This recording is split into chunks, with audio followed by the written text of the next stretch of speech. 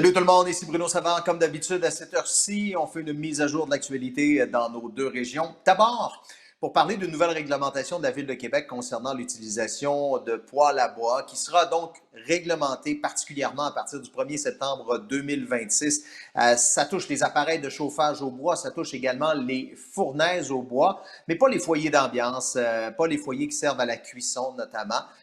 Selon ces nouvelles règles, il y a 25 000 poêles à bois qui pourraient être touchés, mais ce qu'on dit, c'est que probablement de ce nombre-là, il y en a jusqu'à 8 500 qui ne sont pas certifiés CSA ou EPA.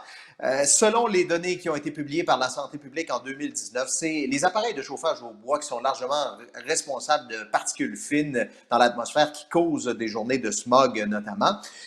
Les gens qui ont ce type d'appareil qui ne répondent pas aux normes pourraient également recevoir de l'aide de la Ville de Québec. On paierait la facture jusqu'à 90 pour le coût de remplacement. Et s'il y a des gens qui veulent quand même conserver ces appareils-là, sachez que si vous avez un appareil illégal, vous pourriez écoper d'une amende variant de 300 à 1000 $. Les chauffeurs de taxi de Québec en ont vraiment ras-le-bol de se faire voler lors de leur course. Je vous explique. Par exemple, quelqu'un va embarquer dans une voiture taxi, se rend à destination, une fois rendu sur place, dit « Attends-moi un petit peu, là, je vais aller chercher mon portefeuille dans la maison et je reviens. » Puis la personne ne revient tout simplement pas. C'est quelque chose qu'on connaissait déjà dans l'industrie du taxi, mais là, lorsque le revenu baisse de 80 %, ça fait particulièrement mal aux revenus des chauffeurs de taxi.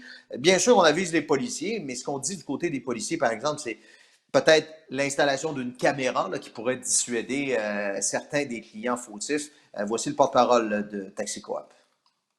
Quand tu perds 6 puis il y a beaucoup d'ouvrages, ça te fait moins mal. Mais tu sais, quand tu perds 6 puis dans toute ta journée, tu fais 60 ça paraît beaucoup plus dans le portefeuille. Donc, je pense que c'est pour ça que c'est plus rapporté.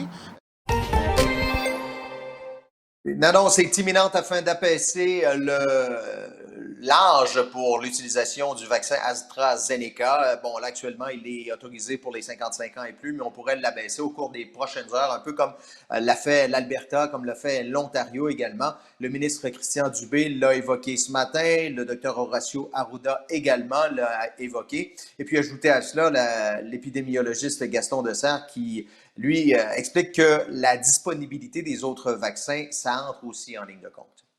La décision d'utiliser ou pas un vaccin va aussi dépendre de la capacité d'avoir des produits alternatifs. Et c'est certain que les vaccins, par exemple, de Moderna et Pfizer, je dirais l'accès à des produits de remplacement soit limité comme option.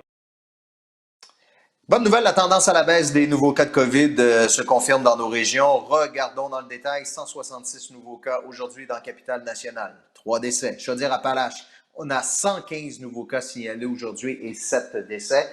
Deux bémols qu'on doit ajouter avec ces informations-là, c'est que malheureusement, quand on fait le total là, des décès, Capitale-Nationale et Chaudière-Appalaches, ça veut dire qu'on a le 2 tiers des décès pour l'ensemble de la province. Puis l'autre bémol, on le sait, depuis le début que c'est comme ça, le lundi, les chiffres sont toujours un peu plus bas. Vous voulez suivre l'évolution de la pandémie, de la vaccination, suivre également les plus récentes nouvelles, l'appli info de Radio-Canada ou encore radiocanada.ca. Ici Bruno Savard. Allez, bonne journée.